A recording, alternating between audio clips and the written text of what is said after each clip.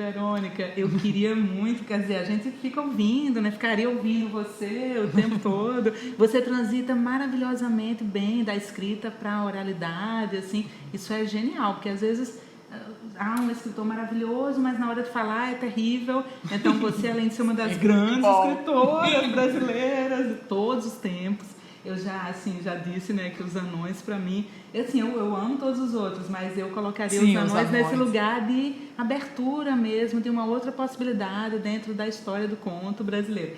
Mas eu queria que você falasse um pouco, porque você já anunciou isso, dessa sua experiência, como você traz para a literatura essa sua experiência como jornalista. Então, você havia falado de uma experiência no rádio, que é, por excelência, essa experiência auricular, né? Sim. O que você ouve, não o que ouve, lá do Oswald. E aí, queria que você falasse um pouco disso, já que seria o off e agora vem para a entrevista. Para a entrevista, né? Esse lugar de Verônica jornalista. Verônica jornalista, eu já trabalhei, nos 3 veículos, né? Em TV, rádio, por ordem, rádio, TV e jornal, né? E são sempre experiências interessantes e era curioso porque tem essa... Porque ali, ao contrário da literatura, que a gente pode justamente prestar atenção na irrealidade, né? Ali, de repente, não. A gente tem que lidar com a realidade mais real, né? Então, ou seja, e com a reportagem, né? Ou com reportar essa realidade o mais fiel possível, né? Tanto que, depois de um certo tempo, ficou impossível fazer jornalismo, porque o jornalista está fazendo ficção, né? Hoje em dia. Mas, na nossa época, a gente ainda fazia jornalismo, ou seja, a gente também estava preso a essa realidade. Mas é curioso que eu me lembro que, por exemplo, mesmo nessa época, teve uma vez que eu fiz a cobertura, me designaram quando eu trabalhava na Zero Hora, para fazer a cobertura da primeira Bienal do Mercosul, né? E uma das obras, ela tinha um porco vivo, né? E o porco morreu, né? Ele morreu não porque estava mal alimentado, morreu por alguma circunstância que era dele, entendeu? Tipo, ataque do coração. Não me lembro o que era, né? Mas ele morreu por coisa, não foi por maus tratos, não foi por estar fazendo parte da exposição, que ele estava super bem tratado, mas por alguma contingência. Deu azar, morreu o porco.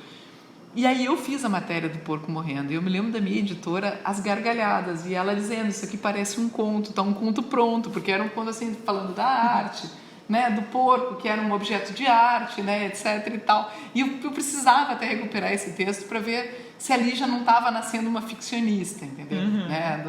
Ao contar essa realidade, justamente esse momento de tratar o porco como uma obra, né? E não sei se ali, né, poderia estar ou não. E a história que eu estava louca para contar para vocês era uma história do rádio, porque o rádio é 90% ao vivo, né? Então a gente houve muito erro, né? E eu me lembro, por exemplo, que estava tendo um incêndio. Quando eu trabalhei em rádio, eu trabalhei no Rio Grande do Sul. Estava tendo um incêndio em São Paulo, um incêndio grande, não me lembro do que era. E tinha um repórter lá, um repórter de esporte. E aí o pessoal da reportagem geral ligou para ele e disse, fulano, entra ao vivo, acho que a parte do ao vivo ele não registrou, né? Não, primeiro é assim, ó, porque eu também vou contar para vocês picaretagens do jornalismo. Disseram para ele, liga a TV, porque acho que era a Bandeirantes está dando incêndio, liga a TV e entra ao vivo daí, né? Então, ou seja, não tinham mandado nem ele lá ver o próprio incêndio. E entra ao vivo daí, a parte do ao vivo acho que ele não entendeu, né? Porque aí então entra ao vivo, aí o rádio está ao vivo, e aí entra o repórter, né? Estamos aqui em São Paulo, onde está ocorrendo um acidente, puta que pariu, errei, vamos de novo, 3, 2, 1, e ele começou como se estivesse gravando, né? E aí tem essas coisas que são geniais, que entra assim do nada, sabe? E aí você tem várias histórias assim, né? Que são ótimas.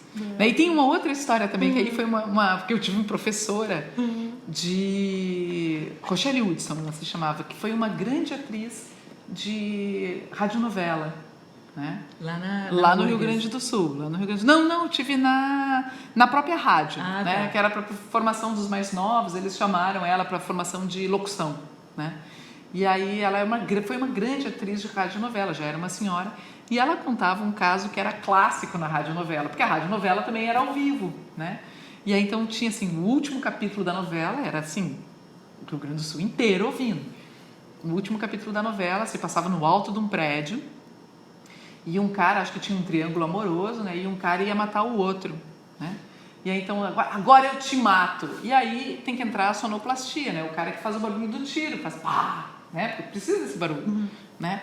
E aí o cara apertou errado, então aconteceu o seguinte: agora eu te mato. E entrou mu. Ele apertou errado, entrou uma vaca mugindo. E aí ele teve presença de espírito e disse: e não adianta se esconder atrás da vaca.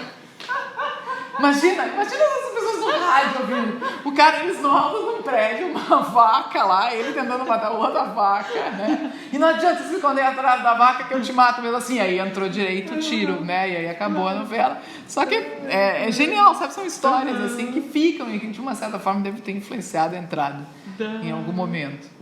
Muito legal. Agora sim, uma última, porque eu sei que você já deu várias entrevistas e, né, você falou, eu queria que você falasse duas coisas, então nunca é a última, né? São as duas últimas. Assim, é muito visível essa sua brincadeira com o que seria uma espécie de poética do precário, né? Assim, você pega formas como classificado de jornal, Sim. né? E aí essa coisa imobiliária, e aí também Sim. faz homenagem aos seus queridos, né? A gente vai vendo claro. o repertório lá do Drummond, depois o Cabral, a Maria Martins, então é muito legal. Aliás, eu acho esse livro muito confessional, mais do que o Sul, Sim. porque é uma espécie de autobiografia intelectual, né? Você vai expondo seu repertório, eu acho muito bacana isso. Claro que isso está em todos. Mas eu queria que você falasse um pouco disso. Essa escolha, né, essa presença assim, desse classificado, que normalmente não é uma escolha. E parece muito também com esse procedimento, eu acho, da colagem, que aí vem, como eu acho também uma imagem verdadeira, né? Parecem aquelas colagens do Picasso ali, né? Vocês querem a realidade, então tá aí, né? O pedaço do jornal. Então tá aí o pedaço da realidade colado, né?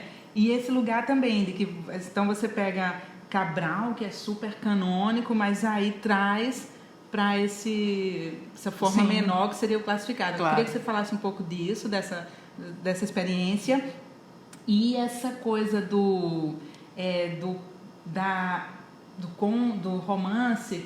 O Cortázar tem uma provocação que eu adoro, que ele fala que, num texto sobre conto, que ele fala que no conto você vence o leitor por nocaute e no romance por pontos, se for combinar, se for fazer uma analogia com o boxe, né? Sim. Então, assim, e me parece que você é muito essa escritora de nocautear o leitor.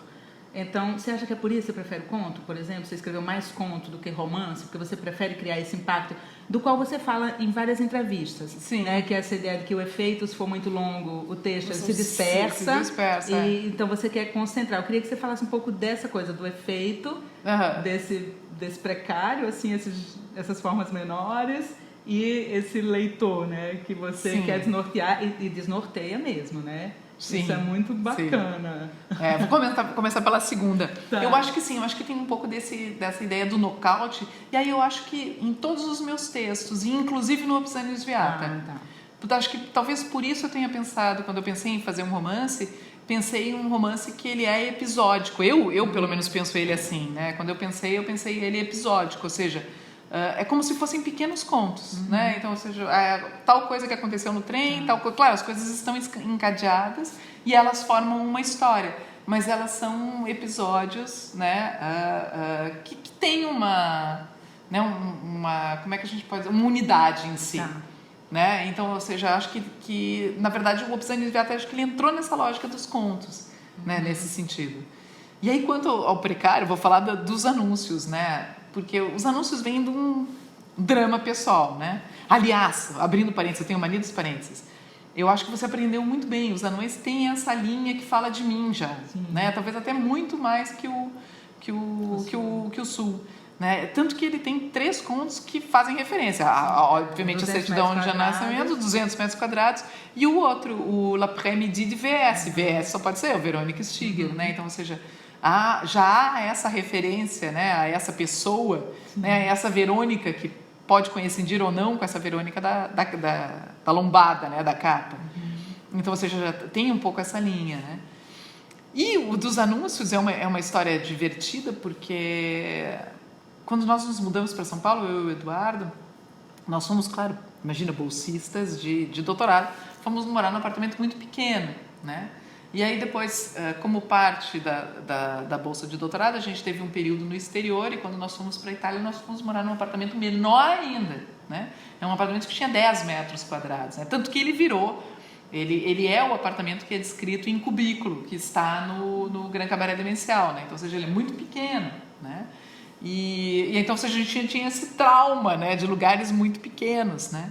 E quando nós voltamos dessa temporada na Itália, eu me lembro que eu já comecei a me especializar no mercado imobiliário, que eu digo, né? Então, ou seja, eu olhava todos os anúncios de aluguel, etc e tal, para ver se a gente conseguia ir para um lugar, e bairros que a gente conseguisse ir para um lugar que fosse maior, mas que a gente conseguisse pagar preço de bolsista, né? Então, ou seja, isso daí demanda um estudo, mas se consegue, né? Se consegue, basta escolher os bairros, né?